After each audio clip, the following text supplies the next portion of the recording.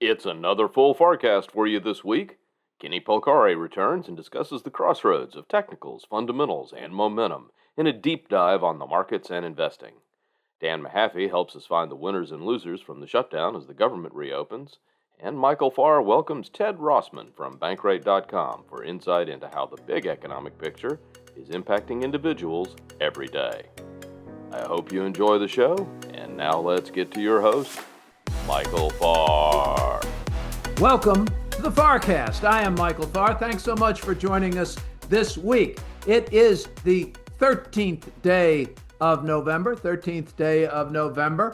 My son just turned 33 years old 2 days ago. I'm feeling a little bit aged this morning based on that news.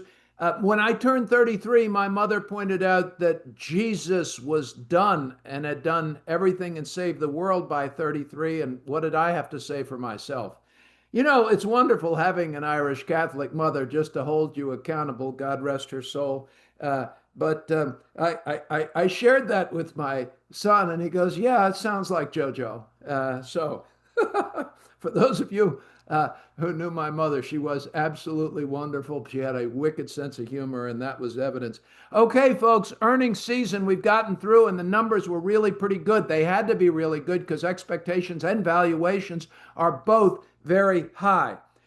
In my newsletter this week, the stock market's valuation has been extended based on a number of metrics. This Buffett indicator, which Warren Buffett came up with, and it's a ratio of the total market capitalization of 5,000 stocks to the size of the US economy or GDP, however you're going to look at it. So all of the stocks versus all of the stock value versus the size of the entire US economy. That normally, the average over 30 years has been around 87%. So the stock market was worth 87% of the US economy by comparison. It is now 224%. 224%. These valuations are remarkably, historically, fantastically high. We're going to talk with Polcari coming up about that in this edition of the FarrCast. There is a reason for caution. The economy is expanding. The economy has a lot of leverage. It has $37 trillion of debt in the U.S. economy, and we keep pumping cash in it. We have AI. We have this. We have all of these reasons to say, hey, maybe it's different this time. Or maybe it's just really expensive and we should be a little more concerned than we are. Stick to your discipline. Talk to your advisors. Take risk out of your portfolio where appropriate. If you've got some tax loss selling to do, we can do that. We're at that point of the year here in November. Also, the quiet story, ladies and gentlemen, in Ukraine is that Ukraine is faltering. Russia is quietly making progress right now. They are moving further into Ukraine. So we're going to talk to Mahaffee coming up about that. And the government shutdown's over with. Let the cannons sound, let the trumpets blare, but Wall Street doesn't really care. Wall Street went up 2% stocks went up 2% during the shutdown, and futures on the news this morning that the shutdown has ended, much anticipated, are lower. So maybe the old rule of buy the rumor and sell the news is still applying. Let's get to Kenny Polcari and see what he thinks is going on. Ladies and gentlemen, the great, the powerful, the all-knowing, the all-seeing, the omniscient Kenny Polcari, Chief Market Strategist from Slatestone, the voice and face of Fox Business News. Welcome back to the FarrCast, KP. Mike, thanks for having me. It's always a pleasure. I missed you. Where have you been? It's been hard to track me down, but I've been here every week. That's the one place you can find me is on the FarrCast every week. Kenny, the vote has cleared. The government is back open. I don't know why people are happy about that unless you work for the government. Everybody else seemed to be doing okay, unless I guess you had to catch a flight. What does it mean for markets and investors? Look, I put it in my note this morning. I'm not necessarily sure it means a ton because, look, the market is actually 2% higher. The S&P is 2% higher as of last night than it was on October 1st. The NASDAQ is 3% higher. The S&P is 2% higher. And so I don't necessarily think that the shutdown created so much angst. Yeah, there was a lot of noise in the middle and all that stuff. But in the end, I think the market's just fine. I think what people are going to now realize, now that the government's reopened, is we're going to start to get the macro data, and the macro data is what's going to drive the next move, and specifically the labor market. And everyone's concerned. We've missed 2 NFP reports, right? The labor market report. We've missed 2 of them. There's a sense that there's going to be job losses. We've missed a CPI report too, huh? We've missed a CPI report. The CPI, yeah, we missed it. Although we're supposed to get one next week. We missed last month, but we're supposed to get one next week. Both the CPI and PPI. And so those are key reports, and they're going to be just a week ahead of the Fed decision. And so I think that's where the market's going to be a little bit antsy, not because the government's reopened or it's reclosed. It's fine. That, I think, was always noise, and now it's over. But people should remember, by the way, they only signed that bill. It only funds the government until January 31st. So we could see ourselves in this position again on February 1st. I don't think so, because it's now a mid-year election year. And I don't think any elected official now wants to get down that road just 8 months ahead of an election. I beg to differ. I beg to differ. I think another shutdown is easy to see, and I think it's probable. And you're right politically. But these people have been committing political hara-kiri, for weeks now. They're not doing the right political thing. And okay, so anyway, I think it could easily happen again. I think that this is a comfortable state for this administration. I think they like this administration likes this conflict. They like to have just complete opposition between both sides of the aisle, and it gives at least the administration the opportunity to play tough guy, at which they're very good. Just hold the line and don't talk and don't give in on anything, and that seems to work. And it seems to be what's working around the world too.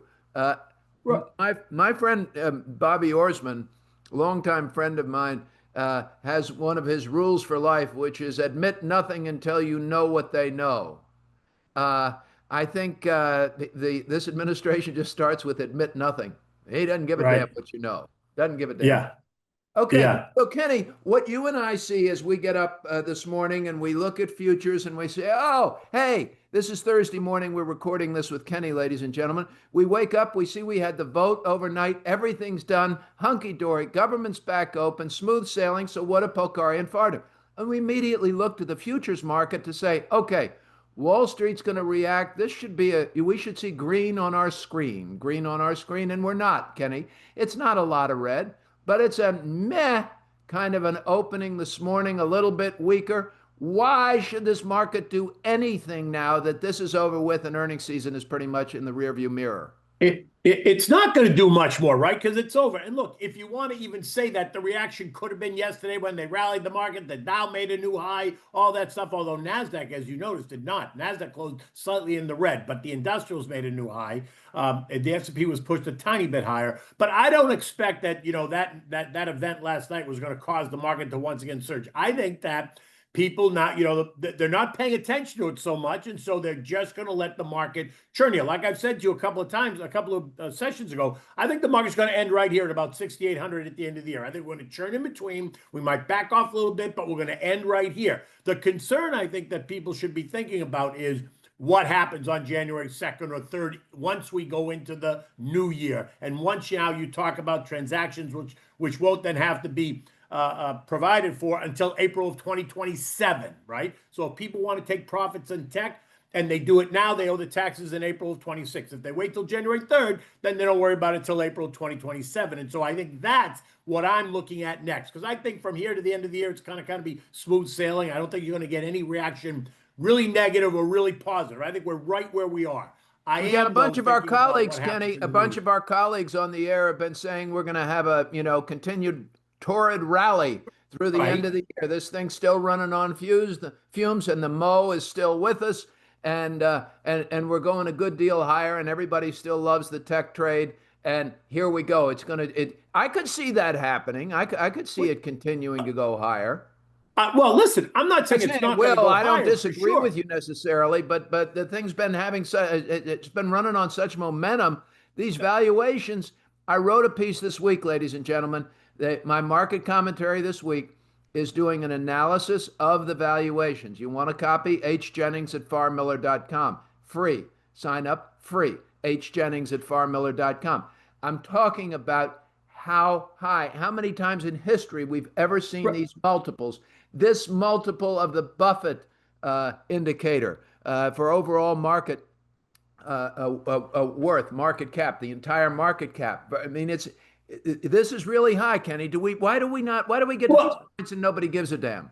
Well, but they do, because remember last week we had this little bit of a panic. The market back to 2.5% because suddenly they were talking about tech valuations and they couldn't be sustained. And while it's all great and the AI story is strong, the valuations are stretched. And I'm in the camp that the valuations are stretched. I'm not in the camp that we're in this bubble, but I am in the camp that they're stretched. And so therefore, that's why I think we're going to churn a little bit, maybe trade a little bit lower and end right here. Then as we move into the new year, that's a different story. Do I think the market, am I a long-term bull? 100%. But I think if we're talking about what's going to happen in the next, 4 to 8 weeks, that's what I think is going to happen. I think it's going to churn a lot and end right here. And yes, the tech trade is very much in its infancy. I think you have to own tech. I think you have to believe in it. Look what IBM said yesterday about their quantum computing. Right, it was a very bullish story about their quantum computing. And the fact is, it's not coming. Quantum computing is already here. And that's going to continue to change that trade and that story and that narrative. So I'm bullish on tech. I'm not chasing it. On a pullback, I'd be happy to buy it. I own it, so I'm participating. We own it, so we're participating. So I'm not missing on that trade. But I do think that the valuations are going to be top of mind. Okay, so I want to ask you about two things. There is a tech stock, Kenny. It is in the Mag 7. Okay. Yeah. It's in the Mag 7. It's another very big tech stock. They've changed and said that they were going to really look at moving more into AI. It's down. It was at a high. This stock was at a high a couple of months ago. Now, amazing high. That's a hell of a good drop in that stock. Yeah. And you would say normally, okay, is that when you begin to buy a tech stock? Because here we have a little bit of an almost bear market pullback, not quite 20%. I think it's not quite 20%, is it? Maybe it is 20%. Yeah. It's 20%. Yeah. Pullback, maybe a little bit more, actually. So you've got that pullback. Do you buy it because all the other tech is so high and when the market comes down, they're all going to come down? Or do you say, I can't figure out what the rest of the market's going to do. This one's pulling back 20%. And one of my rules is if it pulls back 20%, I'm going to begin a nibble or I'm going to add a position. What do you do when you're faced with a tech stock that's already expensive? It's still expensive. Down 20%, it's still expensive. Still expensive. And so that's where I think you have to give that extra consideration, because like something pulls back. If a name pulls back into correction territory, which this has, down 20% is actually bear market territory.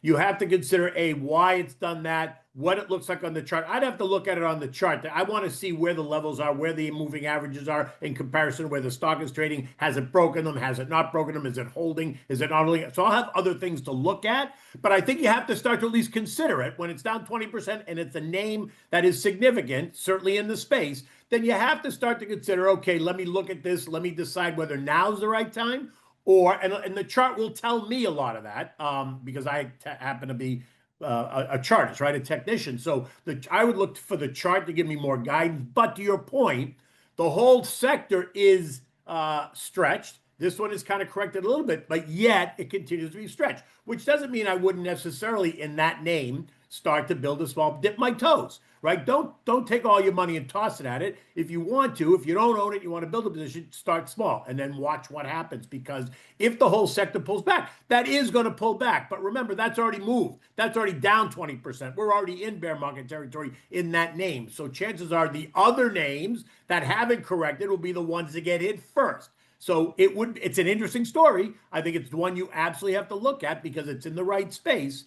But for me, I'd have to look at the technicals. But yes. Okay. So I just looked at I just looked at a quick technical, and I mean quick technical, Kenny. And I'm not a technician, But I just Right. looked at a quick technical and I'm seeing about another 10% before you get to the first any possibility of a support line. Okay. Trend line. So the Another, first one would be the 50-day moving average, which is the short-term trend line. So the right. long-term trend line is going to be significantly lower than that, right? So yes, if that's the case, if we get another 10% before we go down, no, then I'd be still a little bit more cautious. I'd want to watch it because if we get a correction in valuation across the board, they're going to take that one right down at least to the trend line support and see if they defend the position.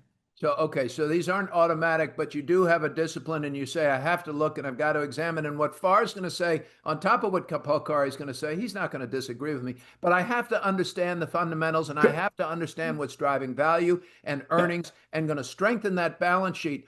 Because if we're still up here in the nosebleed range, I'll still watch it. I don't need to jump so quickly, really. But you Though see, momentum has been your friend for a long while with yes, these but you see, stocks. to your point, you'd look at the chart, you'd say, okay, this thing's down 20%.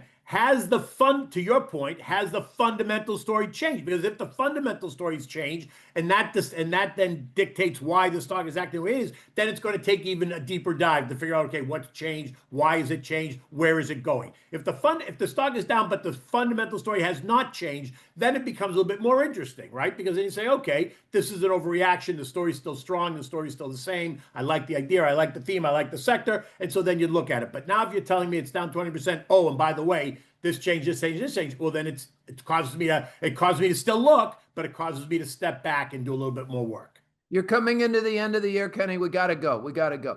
End of the year, Kenny, and we see where valuations are, which are really high. We're seeing a market that's holding together. We're seeing a government that is continuing to surprise us, not always in a good way. We're seeing a Fed that's under a lot of pressure.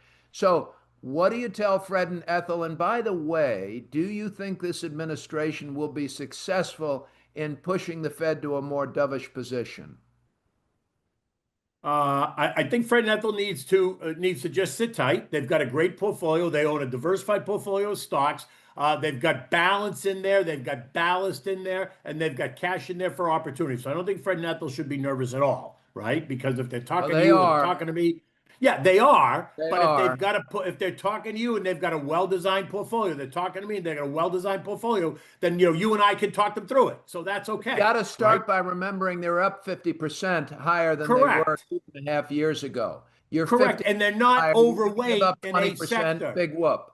Correct, Right. but they're not overweight. They don't have 50% of their money in the tech sector. And if they do, Does the that's a mistake. administration bully the Fed into easing over the long term here? Can they change the Uh, seats on the Fed to make it uh, happen for them? And will well, they're that going be to change a seat. disastrous They're for the definitely going to economy? change a seat on the Huh? Fed. He's made that clear. They're going to change a seat on the Fed. And by the way, JJ's job is up in May anyway, so it's coming to an end anyway. Trump has made it clear that he's going to change that seat. He'd want it to be somebody that's more in his camp and more dovish. I honestly, between me and you, I think that's a mistake. To Huge. force rates lower because I don't think rates are restrictive right now. I think, listen, Not. if we cut them 25 base points, I think we got to stop. That'll take us down to 3.25 on the Fed funds rate. That's well within the historically normal range, and the economy, as evidenced by the earnings, is not going off the edge.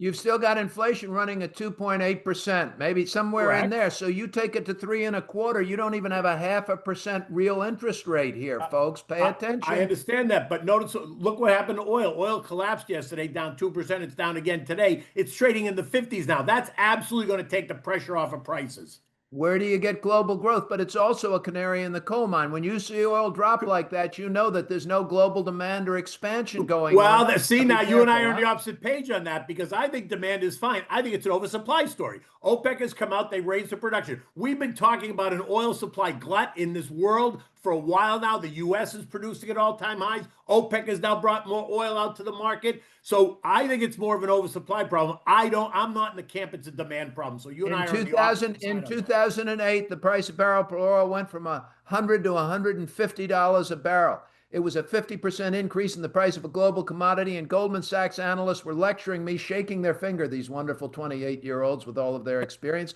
telling me that there was only a certain limited amount of supply in the oil.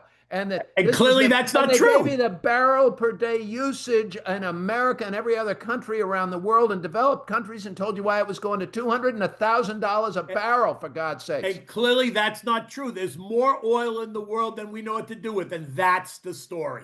I don't think it's a demand story. I think demand is fine. And every time they pull out China, like, oh, China's not the, I don't buy it at all. I don't buy it. I think demand is fine. And look, all these data centers now, all they do is eat up energy, eat up energy. Where are we going to get that energy from? We're going to get it from oil, and there's plenty of supply. Look, sweetheart, I love you, but I gotta go. See you, sweetheart. Kenny Polcari is the chief market strategist for Slate Stone Advisors. We're coming right back with Mahaffee. Please stay with us.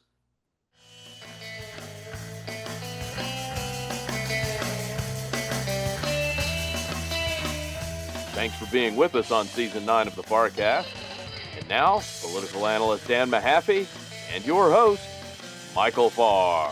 Welcome back. Joining me now, as he does every week, Dan Mahaffee, the president of the Dr. Scholl Foundation, a scholar at the Center for the Study of the Presidency and Congress, and senior political analyst on the FarrCast.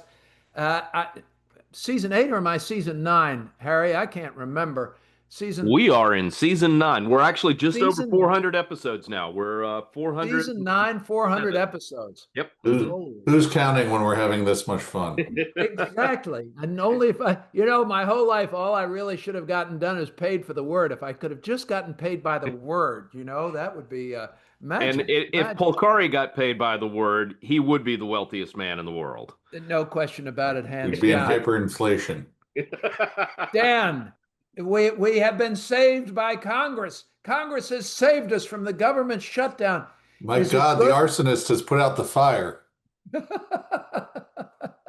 Yes, the arsonist has put out the fire. Let's all praise the arsonist. Let us rejoice. This is great. All laud and honor to the arsonist. So tell us what it means. Markets don't care this morning. We've had a pretty good time. And by the way, stocks have gained 2% during this government shutdown. What does that mean?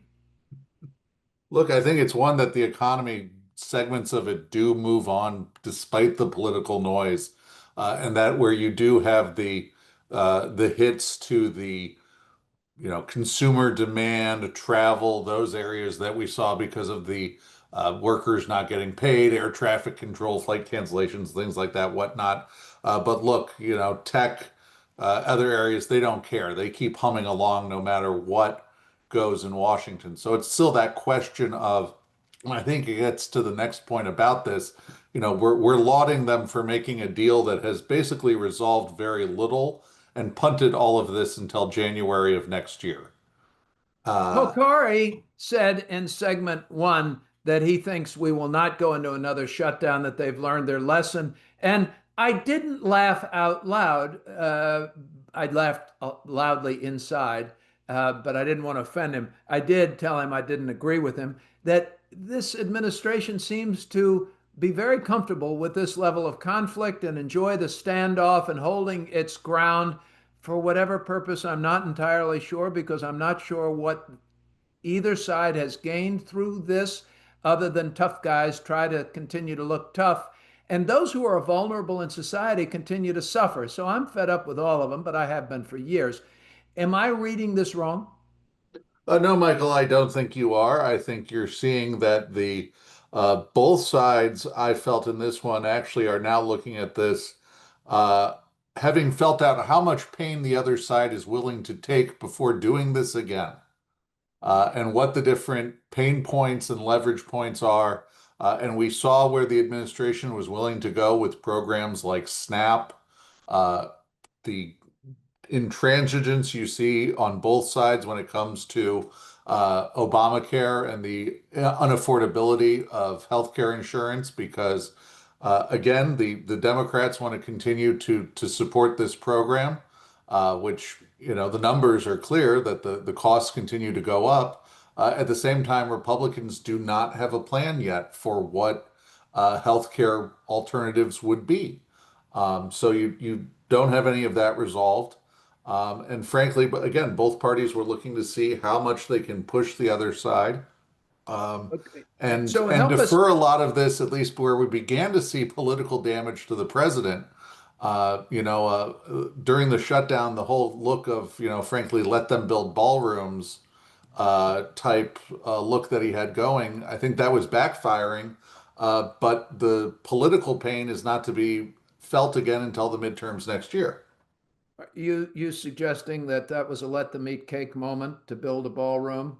Let them build ballrooms. Is that what you were? I caught it. I'm just Yeah. let you know I'm paying attention. Okay, Dan, uh, talk to me. Talk to Fred and Ethel right now, who are reasonably attentive to the political situation.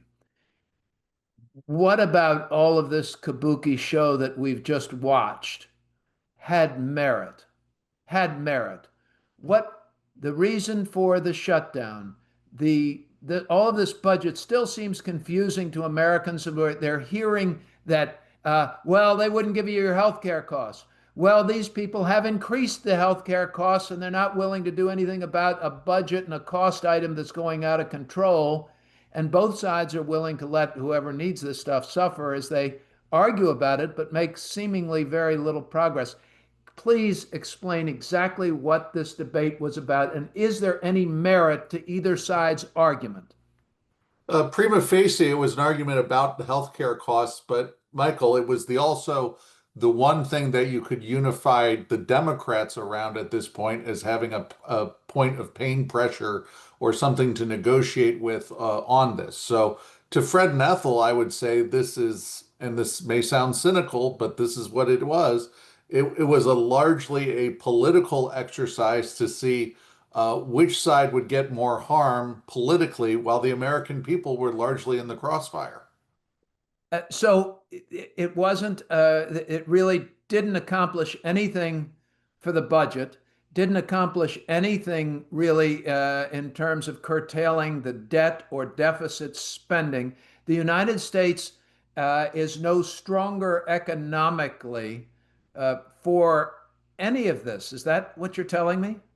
I no, there's nothing stronger about it, and all you have, at least on the healthcare side, is a promise to hold votes over more subsidies for the Affordable Care Act.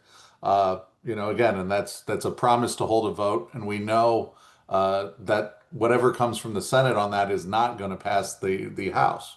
Lots of stories this morning about Mike Johnson's upcoming Speaker of the House, upcoming agenda now to get any number of things moving through Congress. Give us some insights there, and then I want to talk about what's going on in Ukraine, which is not good. No, I think with the results of the elections we just had at the beginning of the month, and then, of course, the concerns about affordability, economic prices, inflation, all that stuff that is weighing on the voter right now, Republicans want to move on their agenda. They're worried about the 2026 midterms. And of course, look, they're never good for the party in power. But one, they feel the need to move on some of these things to get ahead of the electorate to address costs. But look, so much of the trouble they have is one, agreeing on what that agenda is, and two, as we just saw, it's what kind of agenda can they get across that would be able to be passed in the Senate. So. Look, I think it's driven by certainly a lot of concern about what could be a wave election, and a question of, besides what is in the, call it HR1 or the one big beautiful bill, what are they going to be able to tell their districts they did when they go back to the polls next year? I can't imagine. There seems to be, I don't know if it's a strategy on the part of the administration just to wear down the American public with headline after headline after headline, so that after a while we all feel so barraged that we don't want to hear it anymore and we're just willing to move on with life and not really hold anybody accountable because we're tired of talking about it.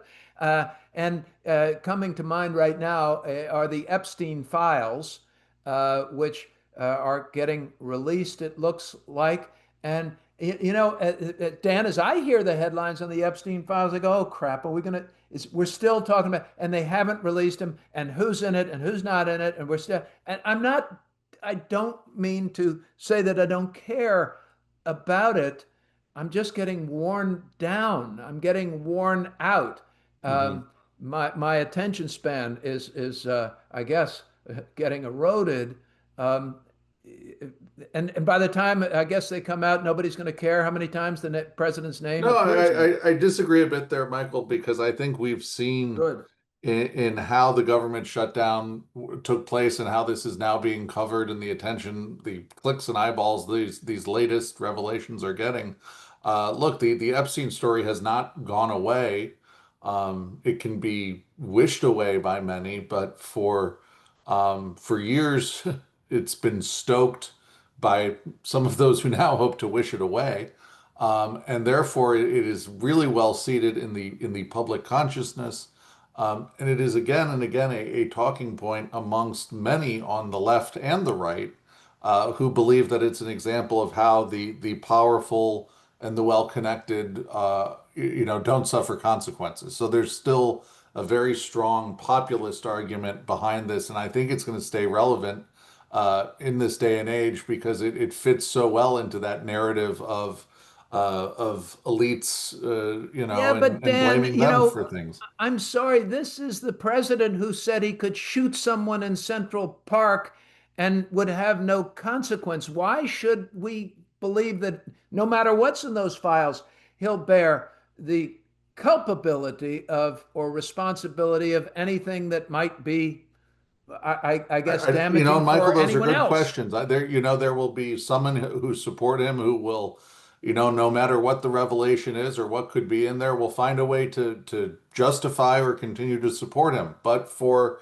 a lot of people who saw him as someone who would challenge these elites and, clear out the swamp or the muck or whatever you want to euphemism you want to use, that he was seen as someone outside this or someone who would hold them to account. And this shatters their perception that he's in fact involved in this. So it shatters their perception. And I love you, but that doesn't answer my question. Is he still going to be held accountable, or can he shoot somebody in Central Park? I mean, this is the most powerful president I've ever seen in my life. Michael, ring the bell, circle the calendar. I don't know. Uh, you're going to see that this is a truly, there's no other model like this in political history. Combined with the media attention, the social media life it has taken on, the elements of again populist elements, podcasters, others, conspiracy theorists. This isn't going away. And if anything, what you see is that we've broken down the firewalls between that world of these theories and scandals and the political world. That's what's happened when we've gone down this road. And ladies and gentlemen, you've listened to the FarrCast for years. I know it. And you've listened to Dan Mahaffee, and you know how smart he is. Uh, when he says he really doesn't know, one, he's of course very humble, even in everything that he does and says. Uh, if anybody should know, Mahaffey would have an idea, folks. And by the way, I want to call your cousins and tell them the professor just said he didn't know on air. By the way, his cousins refer to him as the professor, and you all understand why. It's a term of endearment. All right, Dan. Greg Valliere this morning is saying that Russia is quietly advancing in the Ukraine, making greater progress west. There is a financial scandal in Ukraine that may or may not involve Zelensky, and the U.S.'s support is tepid. Are we getting worn out on Ukraine? And is how far will Russia go? And when will they make a deal? And I don't know why we have to now start referring to, I guess, foreign policy and these diplomatic relationships and negotiations as making a deal. But it seems to sully the Yeah. process. Not Look, that it's I think the Russians particularly. continue to believe that they can wear down the Ukrainians. You're seeing the limits of, look, economically, politically, institutionally, the Ukrainian state is pushed to its limit in fighting this conflict. And I think again, U.S. support is tepid. You need more weapons to come from the Europeans, but they're not coming fast enough. And I don't see until the U.S. really would step up or inflict much more consequences than the president has thus far seemed willing to inflict upon Moscow. Until that happens, I don't see the Russians feeling the need to move to the negotiating table and get that deal anytime soon. And as Secretary of State Rubio said very recently, look, the president is not going to bother speaking to Putin unless there's a vision of what peace would look like. And I think Putin's vision for peace is that he's turned Ukraine into a puppet. Is this so? Am I hearing you say that the administration can't see a way to win this because they can't get away around Putin other than going through Putin and he's not moving, and therefore they're just going to ignore it until it finds its own solution and move on to other areas? And can we talk about Venezuela? But before we get to Venezuela, answer that for me. Look, I think they would rather be focused on Venezuela than on Ukraine, so they would want us to skip ahead there. But no, I think it is waiting to see what does happen. Do the Ukrainians hold out? Do the Europeans step up further? But again, the voices within the administration and Congress who want more sanctions on Russia, more pressure on Putin, they've yet to see that happen, despite their entreaties to President Trump. Okay. And Venezuela, please, quickly, and we got to go down. Look, I think the pressures there. The USS Gerald Ford is there, but look, this is not a clear. As we had a unique discussion last week about this, it's not clear what this threat is, and definitely one where we're going alone. I read just now that the British are no longer working with us in the Caribbean on counter narcotics because their government has doubts about the legality of these strikes. And okay, I'm going to throw this in, and this is not a political comment, ladies and gentlemen, it really isn't. But Secretary Rubio's response to the objections from European countries was one of the most absurd, lamest things I've ever heard, because his response was, well, gee, I was just at the G7 and nobody mentioned it to me, so it can't be that big a deal. Mr. Secretary, Senator, you are a serious guy, and that's an absurd response to a significant international action involving the U.S. military. That's absurd. That's just absurd. Answer the question, please. Oh, nobody mentioned it to me, so it can't be a big deal. Stop it. Okay. There's far being political, I guess, except I don't care whether a Republican or a Democrat or an independent or anybody else came up with an answer like that. That's just a dumbass answer. Yeah, Stop yeah. it. Get serious, will you? This is a serious issue. You really having trouble in your marriage? I don't know. My wife hasn't been speaking to me for days. I'm not sure. Great. She didn't say anything. Yeah, but she hadn't said anything. I'm guessing 3 days into the not speaking, you might have a problem. Okay, Dan, what is keeping you awake right now? And we got to go overnight, please. What's keeping me awake is that we're just going to be back doing this exact same thing on January 30th. It's hard to see why we have to stay awake about that. It looks so clear to me as well.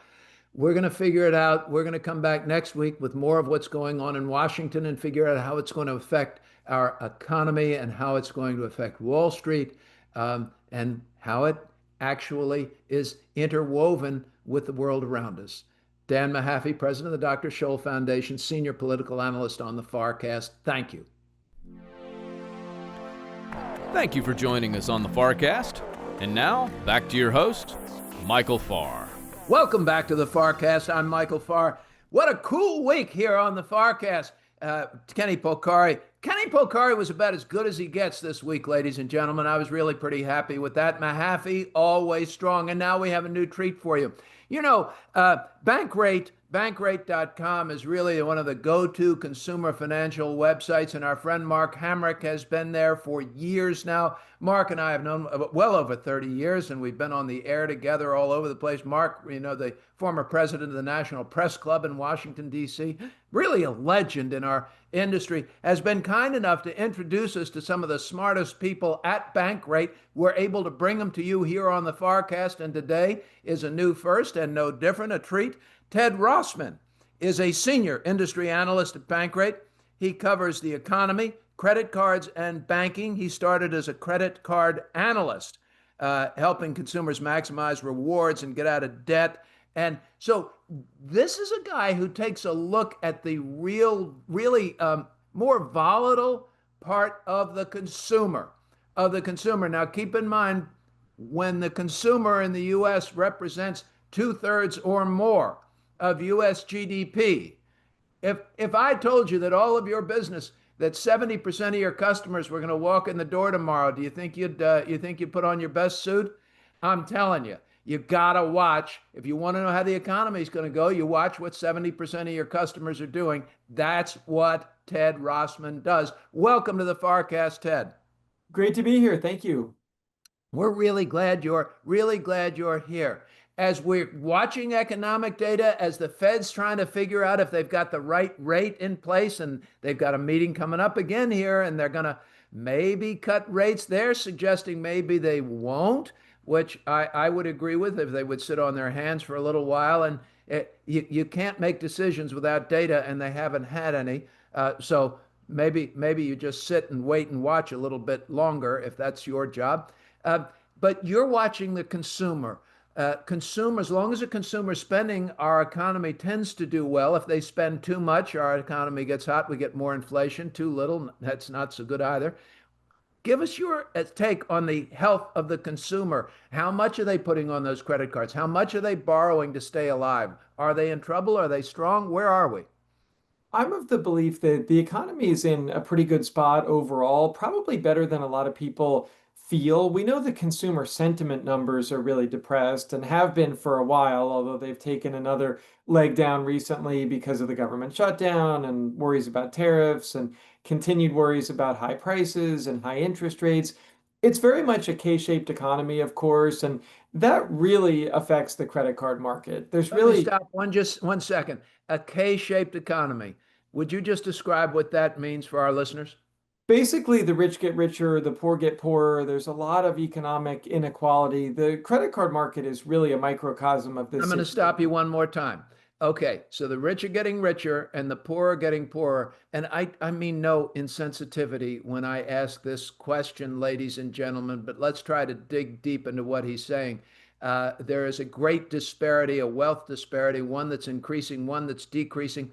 Why should we care about that? Why is that important that those two cohorts are moving in different directions?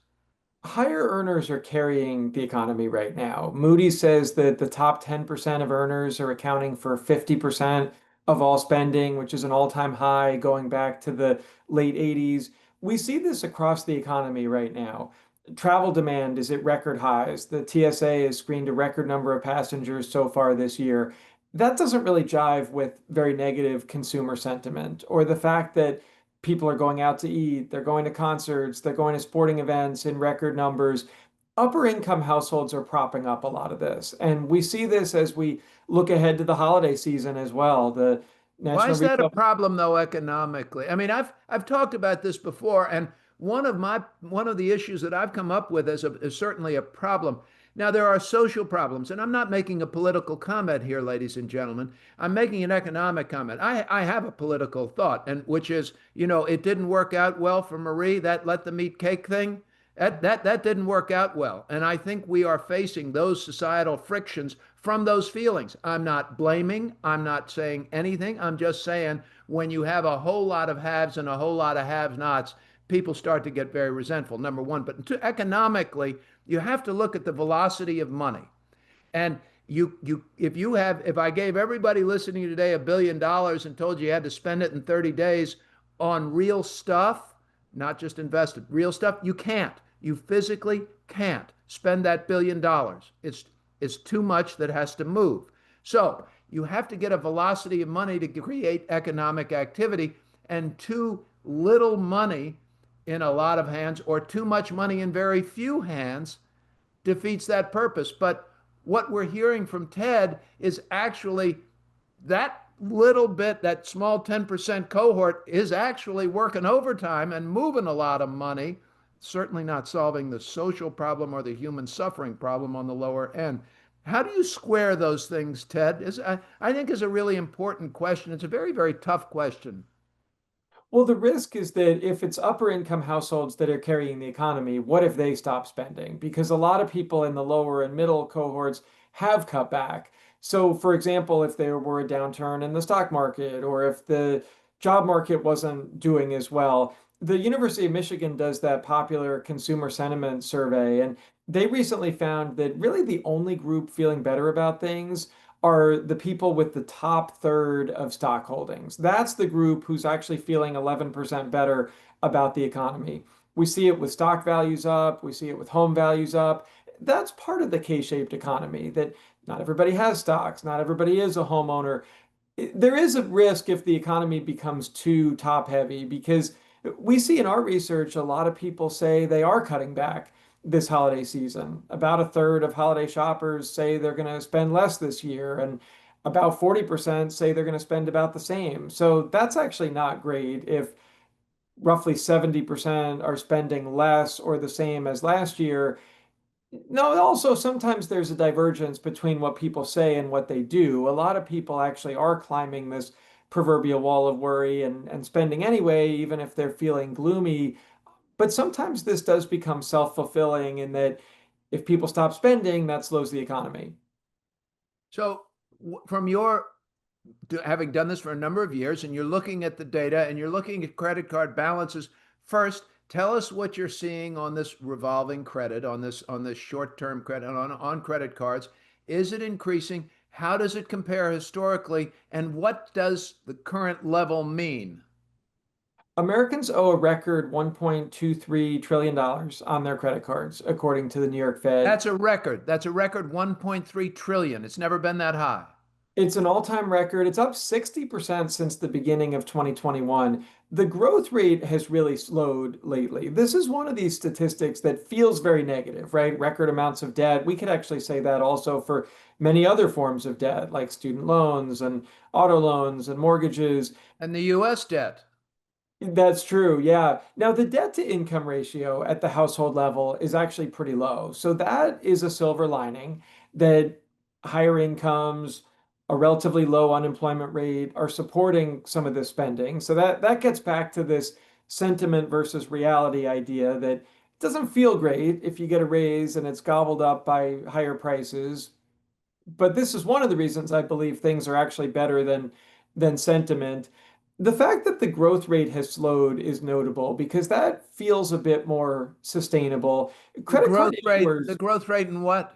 Are you talking about the growth rate in the credit card balance? in credit card balances, yeah, because I should point out that these are balances. It's not distinguishing between what's paid in full every month and what's not. And that's a very K-shaped idea. Half of cardholders pay in full every month and half don't. That's a huge fork in the road. If you're using cards for rewards and convenience and buyer protections, you're in a great spot. If you're carrying debt at 20 or 25 or 30%, that's not a great spot, obviously. The fact that half of cardholders pay in full every month shows that, in some respects, rising credit card balances are to be expected. We're talking about more card usage and less cash. We're talking about population growth, economic growth. If credit card balances were falling, you could actually see that as a negative indicator. That really only happens when something crazy happens, like the pandemic or the Great Recession. Credit card balances should be expected to grow over time. You just don't want your individual debt load to be growing because these rates are much higher than other forms of debt. So people are adding on debt. It's not really growing. You said it was 1.3 trillion now. Is that what you said? Yeah, 1.23 trillion. The growth rate is pretty modest nowadays, but we saw a huge run up in 21, 22, 23.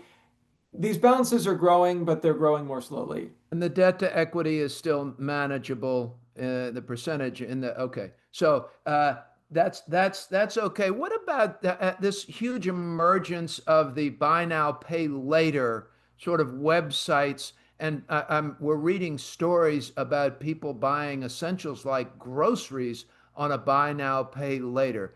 That worries me, and it actually just hurts my heart to think that that's happening. You have any comment? Do you follow that part of the debt curve? I do. I'm glad you brought that up. Buy now, pay later has been growing rapidly. We're talking double digits seemingly every year. Even though a lot of these services like Affirm and Afterpay and Klarna are more than a decade old, they've really caught on in the past few years. They're still small relative to credit cards. I've seen estimates anywhere from about 1 to 3% of the credit card market share, but they are growing rapidly and they're actually becoming more credit card like over time, which is really interesting for an industry that has portrayed itself as the anti-credit card or the kinder, gentler financing method. It's not just for interest-free payments over 6 weeks anymore. Buy now, pay later often lasts longer, maybe 6 months, 12 months, even a few years. A lot of those plans longer than 6 weeks do charge interest, which is very comparable to a credit card, say 15%, 20%, sometimes even more. Really, the proof is in the pudding in terms of what's your interest rate, what's your term. So how high will those buy now, pay laters go? Say Some it. go as high as 36%, which is really as high as credit cards will go. There's no official cap, but the Military Lending Act caps rates at 36% for members of the military. That's become kind of a de facto ceiling for all consumer loans. We see it on store credit cards, which are very high rate, or subprime credit cards, or even buy now, pay later. 36% is about as high as they'll go. Okay. So, ladies and gentlemen, I want to say a couple of things, and then I'm going to get some advice from Ted, and then we're going to go. But you might remember, ladies and gentlemen, particularly in big cities, the storefronts that offer same-day payday loans. We'll give you a loan against your paycheck if you don't have a bank account. We'll cash it for a percentage. We'll do car title loans. We'll do this. We'll do that. They're usurious rates. I always thought that the folks that actually participated in those business would probably find a special place in hell. They take advantage of the most vulnerable in our society.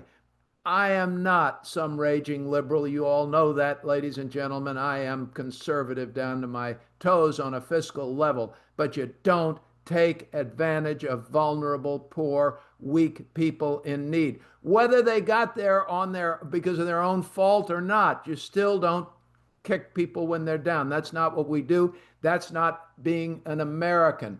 Okay? So you start looking at rates that are at 30 some odd percent or 20 some odd percent. What I can tell you about 30% or 35% is that it compounded. You compound that and money will double in 2 years. Your entire bill at 36% will double in 2 years. You'll owe twice as much money as you owe today in 2 years. What else did Ted say? Ted said that not only is there a K-shaped economy among consumers, he said there's a K-shaped approach to paying your credit card bills. Please listen, ladies and gentlemen. Please listen to Ted and listen to Farr, because people with money, but rich people, don't spend more than they can pay off every month. If they can't pay it off every month, they're not going to spend it. They don't spend money they don't have, period. So they're going to pay it off every month. What do poor people do? They carry balances and they let them grow and they let them linger and they pay people interest for that money. And they think about it in a very unsophisticated way, saying, well, I can afford the $112 a month. They don't think that they're losing their ass and paying the other guy a ridiculous amount of interest because it seems like a small dollar number. It's all percentages. And if I have 25,000 people paying me that $112 a month and I'm making 18% on it, oh, baby, call me at the beach. I'm ordering margaritas, okay? And I'm doing it while you're figuring out where you're going to come up with your $112 a month. Ted, can you give us some insight or some advice? Because you've been the credit card balance guy, the debt guy. You've helped people out of trouble over the years. You're now one of my new heroes, by the way, for the work you've done. So thank you. But give us all some advice and talk to people about how they should manage their personal finances. And then we got to go. I'm sorry. My favorite credit card payoff tip is to get a 0% balance transfer card. even in a high rate environment, these have continued to exist. There's a lot of competition. The business case is they're betting a lot of people don't pay the full amount by the time the clock runs out. And then 0% becomes 20 or 25 or 30. You want to pay it off, obviously, but you can get a card like it's 24 months interest free on balance transfers. The advice would be don't add new purchases. 24 months with no interest. Wow. Okay. But Ted, you got to listen to what he said after that. Say it again, would you, Ted? The interest rate goes way up after the term ends. So you really need to be disciplined about paying it back within the allotted time. And don't add to the balance. Okay? The rule of holes here is when you're in a hole, quit digging. You're in a hole, quit digging. All right. You've dug yourself into a financial hole. Let's climb out. Don't tell me you can't. And my best advice for young people, if you want to be successful financially, you're getting out of college and you're you're out of high school and you're starting your first job, the 6 most important words you can use and say on a regular basis, proudly, without shame: I'm sorry, I can't afford that. I'm sorry, I can't afford that. You don't need to keep up with anybody. You don't need to impress anybody. You need to make sure that you're taking care of you, period. You take care of you, and you start by saying, I'm sorry, I can't afford that. Final word, any, Ted, for us out here? The economy, you think we're still okay, right? I do. Credit card issuers are actually feeling pretty good about things. Even though there are some negative statistics, delinquencies have started to tail off after peaking in the middle of 24. For the most part, people are spending, they're paying their bills back. It's been the year of the luxury credit card. That's one more thought on the K-shaped economy. Banks are competing aggressively for high income, high credit individuals. The Amex Platinum got a makeover recently, so did the Chase Sapphire Reserve. The high end, which is $700, $800, $900 a year annual fee travel cards, that continues to push higher. Ted Rossman, senior industry analyst at Bankrate, and as you can tell, a very bright guy with a lot of insights and helpful tips for all of us. We should listen to Ted. That's Ted. Harry, let's get t-shirts made. Listen to Ted. That's what we're going to do. Ted, thanks so much for being with us on the FarrCast. I enjoyed it. Thank you. Thank you. Ladies and gentlemen, that's it for another FarrCast as we cover Wall Street, Washington, and the world, bringing you some insiders every week so we can better understand what's going on in the world around us. It just gets more and more complex. Figure out how those things are going to affect the economy, our day-to-day lives, and what might happen in the markets as a result. I learn every week. I hope you do too. I'll be back again with Harry to do it all again next week. But please know we're grateful. Please share us on your social media. In Naples, Florida, grateful to each and every one of you. I'm Michael Farr. See you next week. That's a wrap for this week's episode. Thanks to this week's guests, Kenny Polcari, Dan Mahaffee, and special guest from Bankrate.com, Ted Rossman. And thanks to you, our listeners. We hope you enjoy the show as much as we enjoy making it for you. The FarrCast is produced by Michael Farr and Harry Jennings and comes to you weekly for free on all major podcast platforms, including Spotify, TuneIn, and Apple Podcasts. Please be aware that any time we or any of our guests mention a specific company, sector, or refer to performance in relation to an earnings report, news headline, or economic trend, it is not a recommendation to buy or sell. Review the risks and rewards of any investment with your financial advisor for what specific investment and general strategy is appropriate for you before you make any investment decision. And if we can be of assistance here at Farr Miller in Washington, please reach out to me at hjennings@farrmiller.com. We are here to help, and I'll be happy to put you in touch with one of our investment professionals to help you navigate your financial course across the changing investing environment. We are grateful for all of your notes and comments, and we try to respond to as many as we can. Please keep those emails and messages coming. Until next time, take care, stay safe, and stay healthy. And thank you for listening to the FarrCast, Wall Street, Washington, and the world.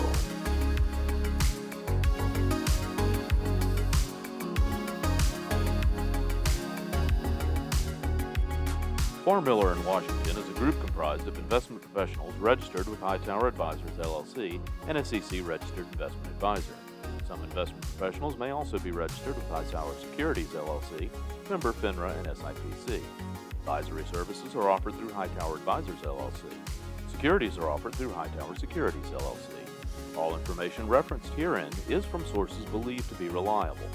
Farr Miller & Washington and Hightower Advisors, LLC have not independently verified the accuracy or completeness of the information contained in this podcast. Farr Miller & Washington and Hightower Advisors, LLC and any of its affiliates make no representations or warranties, expressed or implied, as to the accuracy or completeness of the information or for statements or errors or omissions or results obtained from the use of this information. Farr Miller & Washington and Hightower Advisors, LLC and any of its affiliates assume no liability for any action made or taken in reliance on or relating in any way to the information. This podcast and the materials contained herein were created for informational purposes only. The opinions expressed are solely those of the authors and do not represent those of Hightower Advisors, LLC or any of its affiliates. Farr Miller & Washington and Hightower Advisors, LLC or any of its affiliates do not provide tax or legal advice. This material was not intended or written to be used or presented in any way to any entity as tax or legal advice. Clients are urged to consult their tax and or legal advisors for related questions.